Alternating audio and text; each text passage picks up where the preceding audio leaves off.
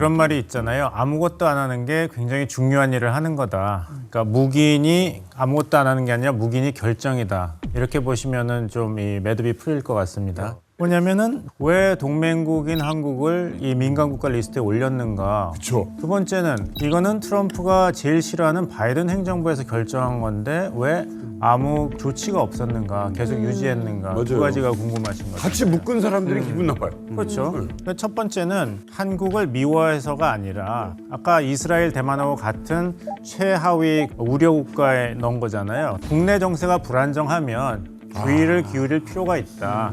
우리 정세가 지난 12월 3일 계엄령 선포 이후로 4개월 만에 2025년 4월 4일에 헌법재판소 결정이 나왔으니까 미국 입장으로서는 조심하는 것이 낫다.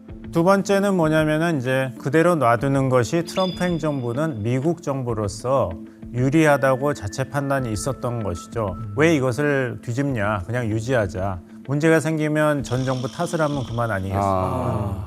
아메리카 퍼스트, 미국 우선주의이기 때문에 바이든이 만들었던 누가 만들었던 내가 좋으면은 계속 유지하는 거죠. 법정 용어로 plausible deniability, 이유 있는 부인이라고 합니다. 그러니까 손을 안 대면서도 원하는 결과를 얻을 수 있는 거죠.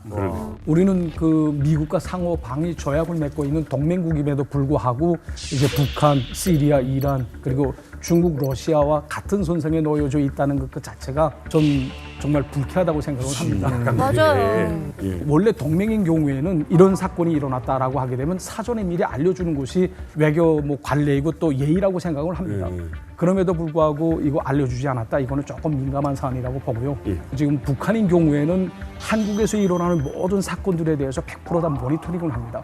예를 들어서 미국이 한국을 민간 국가로 지정을 했다. 이것은 북한을 비롯한 다른 나라들의 부정적인 영향을 줄 수 있다라고 생각을 합니다. 약간 좀 문제 맞아요. 예, 그런 기분 있잖아. 네, 네. 미국이 마치 한국을 믿지 못하는 것처럼 이렇게 되거든요. 약간 문제가 있다. 네. 이게 북한이 다 위에 있기 때문에 예, 그런 거 아닌가 싶기도 하고요.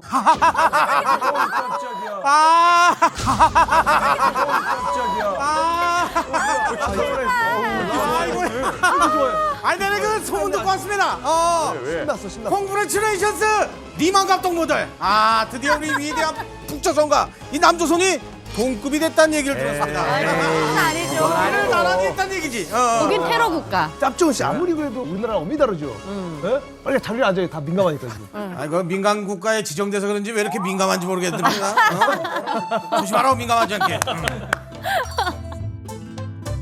자, 그런데요, 이런 어떤 사전적 정의 민감 국가로서의 우리의 위치보다도 더 중요한 것이 있습니다. 바로 현실적인 어떤 제재 사항들이 생긴다는 건데, 뭐 원전이라든지 AI 같은 이 첨단 기술 분야에 대해서 협력이 제한된다거나, 혹은 정보 교류에 있어서도 서로 이제 그 예전처럼 자유롭게 오갈 수 없는 그런 상황이 만들어진다는 겁니다. 왜 우리가 이런 민간 국가에 지정이 됐는지를 또 역으로 추측을 좀 해볼 수 있을 것 같은데요. 그렇죠. 사실은 많은 국민들이 좀 걱정하셨을 것 같아요. 시청자분들께서도 우리 민간국가 지정되면 네. 큰일 나는 거 아니야? 라고 네, 걱정하실 네. 텐데 민간국가에 등장하면 뭐가 안 좋냐? 네. 불편해요. 우리 연구원들이 불편함을 감수해야 하는 문제가 이 민간국가 등재 정도의 문제예요. 뭐냐면 에너지부 산하에 수많은 연구 부서들이 있습니다. 우리나라에 한 2,000명 되는 정부 관리 그다음에 연구진들이 함께 공동 연구를 하고 교류를 하거든요.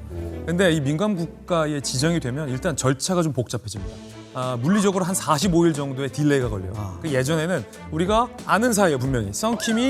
썬킴과 제가 찐킴이 아는 사이예요. 미국 관료, 저는 한국 연구원이에요. 네. 같이 공동 연구했는데 민간 국가에 등재가 돼 있잖아요. 그러면 어제까지 같이 연구하던 사이임에도 불구하고 에너지부가 판단 시 필요하다면 최장 45일까지 이 출입 확인 절차랄지 아니면 연구 절차랄지 모든 절차가 다 딜레이되거나 굉장히 좀 번거로워질 수가 있다는 거예요. 까다로워지는 거죠. 네, 우리한테 찜찜할 수 있는 건 빨리 풀어야 한다라는 게 전문가들의 중론이에요. 우리가 민감할 필요는 있지만 이것을 너무 겁을 먹거나 그 파장에 대해서 과장된 그런 평가를 할 필요는 없다고 봅니다. 간단히 이야기하자면은 지금 우리가 미국과는 이제 무비자 입국을 하고 있지 않습니까?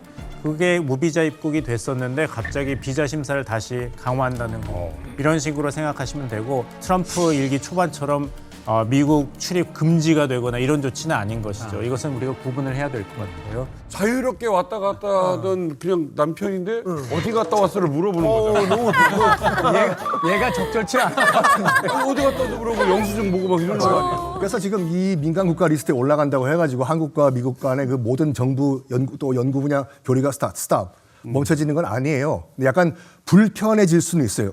예를 들어 가지고 지금 우리나라와 미국의 아이다호 국립연구소라고 있는데 여기서 지난 10여 년 동안 연구를 하고 있었던 파이로 프로세싱 연구를 하고 있었거든요. 이 간단하게 뭐냐면은 얘 연금술이에요. 그러니까 금속을 뜨겁게 하면은 성질이 바뀌는 걸 이용해 가지고 뭐 새로운 물질을 만든다 이건데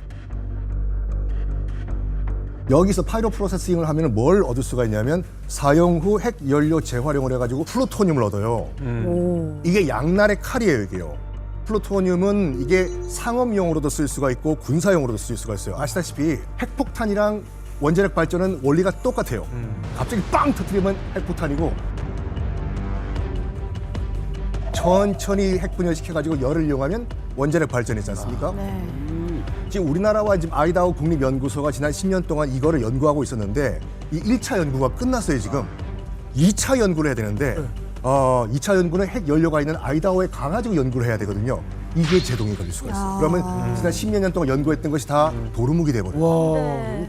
그렇죠. 기분이 나쁜 거에 더해서 실질적으로 우리가 이제 불이익을 받을 수도 있는데 지난 4월 2일자 이제 이번 사태와 관련한 언론 보도 중에서 좀 눈에 띄는 게 민감 국가 출신의 비미국 시민.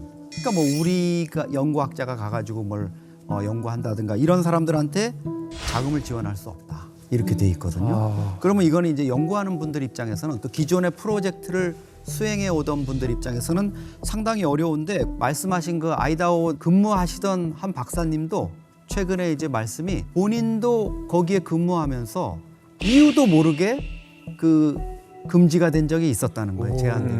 한국에 와서 미국의 뭐 유수한 연구기관에 있었다고 얘기하시는 박사님들도 뒤에서 이렇게 좀 애환을 토로해 보면 나는 그거 연구하고 싶었는데 접근을 안 시켜주더라. 이런 게 있거든요.